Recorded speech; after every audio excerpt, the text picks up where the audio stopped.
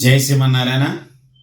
ప్రియ భగవద్ బంధువులందరికీ కూడా ఈ మధ్యన మహాలయ అమావాస్య, పితృపక్షాలు ఏమిటి, అసలు ఈ మహాలయ అమావాస్య ప్రస్తావన ఏంటి, ఎందుకు పితృపక్షాలలో మనం పితృతర్పణాలు ఇవ్వాలని చాలామంది అనడం జరుగుతూ ఉంటుంది.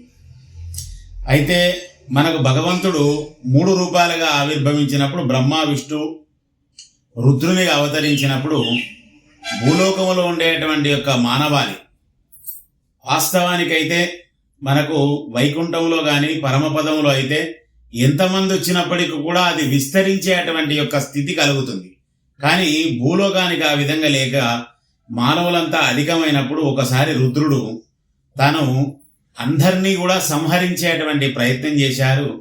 దాన్నే మహాలయము అంటారు, మహాలయ ప్రళయం.